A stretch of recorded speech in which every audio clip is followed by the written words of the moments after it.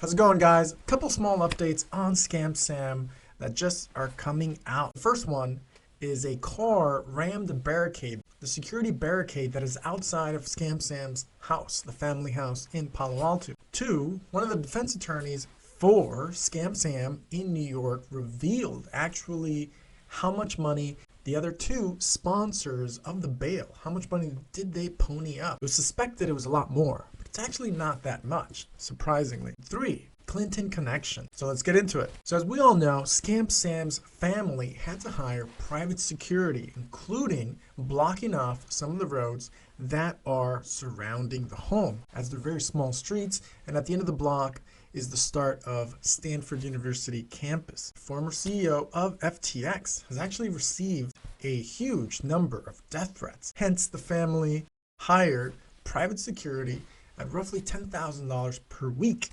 Kind of expensive, but it is next to Stanford University in Palo Alto, so stuff does tend to cost a lot more there. So since he's been hiding out, playing his video games, doing a couple of little iffy interviews once in a while, of course being guarded by his private security force, first major security incident happened. One of the attorneys that represents Sam submitted a filing in New York courthouse to the judge indicating that SBF and or his parents potentially were targeted by actual efforts to cause them harm. That's how they're kind of playing this. This is what the filing says. Recently, Bankman Fried's had a security incident at their home when a black car drove into the metal barricades set up right outside. This is the strange part. Three men got out of the car. When the security guard on duty confronted them, the men said something to the effect of, quote, "You won't be able to keep us out." The men got back in the car and quickly drove away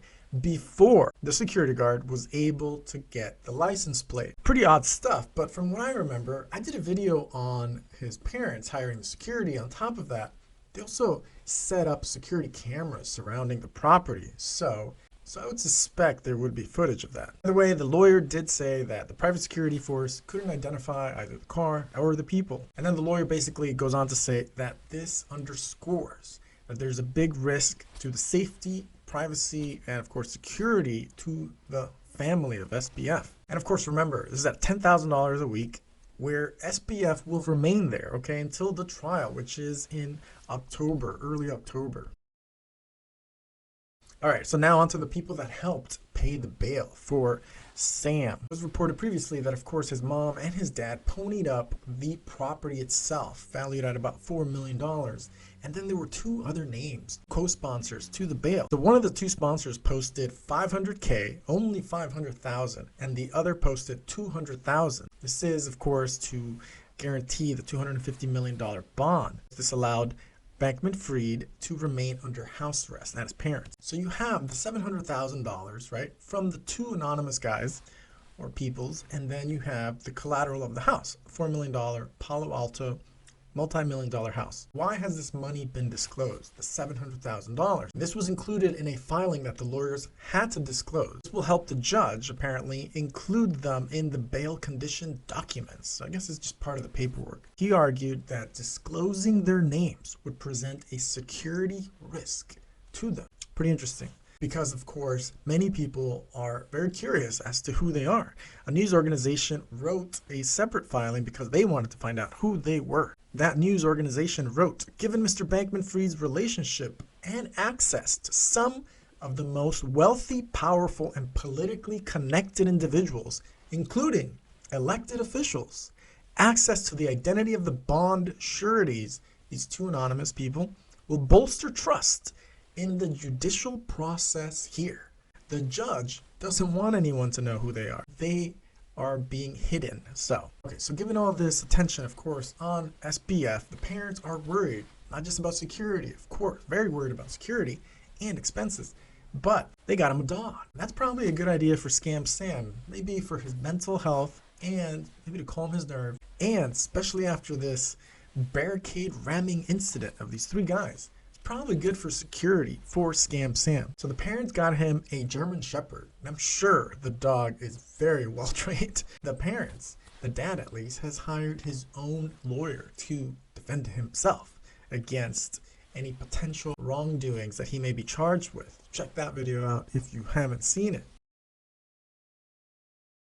Speaking of Sam's, well-connected, wealthy, powerful politicians, potentially people he threw money at. Apparently, he paid Bill Clinton, get this, he paid him north of $250,000 just to speak at FTX CEO's Crypto Bahamas conference in, I guess, last April. Of course, there's that famous picture of Prime Minister Tony Blair. He was the Prime Minister of the United Nations in England. And then, of course, Bill Clinton. Shortly thereafter, the Clintons invited Scam Sam to speak at their annual Clinton Global Initiative in New York. What does this do? Well, that makes FTX look like a legitimate business. On top of that, it could be seen as a sort of endorsement for FTX and Sam Bankman Fried. What does this do? Well, that helps elevate how Sam Bankman Fried is seen with deep pocket investors, of course, and politicians. Politicians that potentially could help him out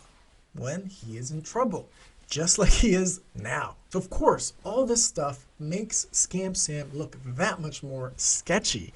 And the fact that all these names, all these identities, what they call sureties, are being kept secret and anonymous, especially after multiple requests have been filed to get these names out. It's no surprise, given all the political donations, he's being treated very, very nicely. Remember, the first judge let Scam Sam out of jail on house arrest, and then she recused herself, but only after letting him out. And of course, she recused herself because her husband, another lawyer, did work for FTX.